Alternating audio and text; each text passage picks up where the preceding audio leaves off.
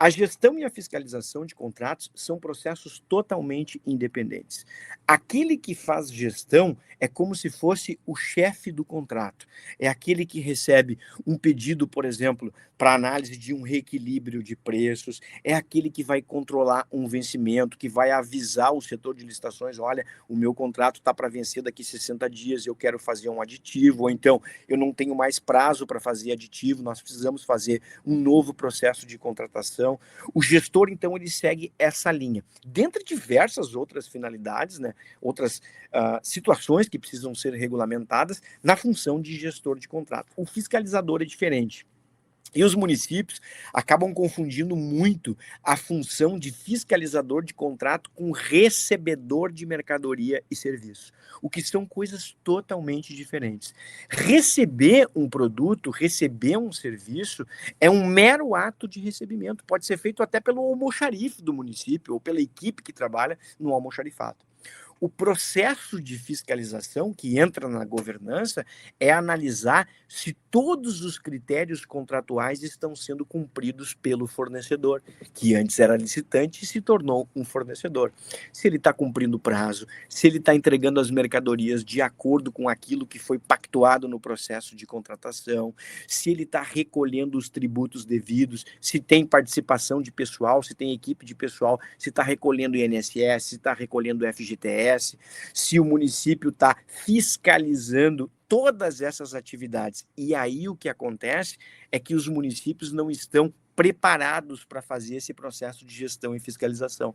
Eles não têm estrutura e muitas vezes estes servidores que são responsáveis por essas atividades, às vezes servidores, às vezes agentes públicos, eles não estão capacitados. Acontece muito da gente chegar no município, vai lá auditar um contrato, por exemplo, e a gente quer conversar com o fiscalizador e quando o fiscalizador senta na nossa frente, ele não sabia que era fiscalizador do contrato. Ah, isso aí não pode acontecer, professor Alexandre. Acontece. Acontece todo dia na administração. A administração firma um contrato ou uma ata e coloca o nome de um fiscalizador e nem avisa esse fiscalizador. Então, é um processo também de regulamentação que precisa ser feito, mas que não termina na regulamentação. Depois da regulamentação, precisa capacitar aquelas pessoas. Então, esse processo de gestão e fiscalização é uma etapa posterior ao processo licitatório, mas não menos importante que o processo licitatório, porque não vai adiantar nada nós fazermos um baita de um processo licitatório, um processo super eficiente, se a gente não sabe depois como executar este contrato.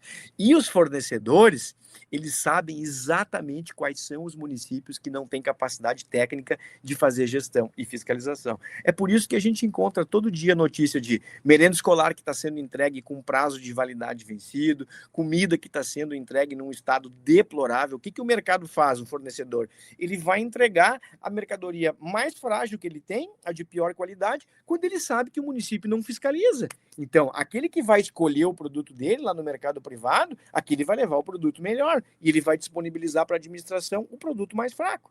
Medicamento vencido. Quantas vezes a gente encontra medicamento vencido nos municípios? Por quê? Porque o fornecedor vai fazer a entrega e os responsáveis pela farmácia municipal não sabem fazer o processo de conferência. Não tem uma regra estipulando como vai ser feito o processo de recebimento. Então, são pontos importantes também, assunto bem interessante que vocês abordaram. Gestão e fiscalização de contratos é problema sempre nos municípios.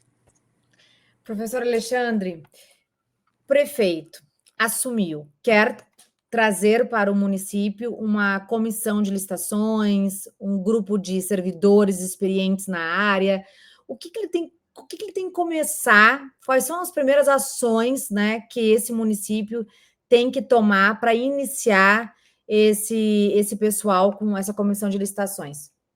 Bom, primeira coisa é compreender que o agente de contratação ele não pode mais ser um cargo comissionado. Nós já temos vários tribunais de contas estaduais que regulamentaram essa matéria. Temos o Tribunal de Contas de São Paulo, temos o Tribunal de Contas de Minas, temos o Tribunal de Contas aqui do Rio Grande do Sul, temos o Tribunal de Contas da União, em que o entendimento firmado é que agente de contratação precisa ser um servidor de carreira. Então, a prática que se tinha antes de trazer um parceiro, né, um parceiro às vezes político, Não dá para ser o agente de contratação nem o pregoeiro. Ele pode compor a equipe de apoio.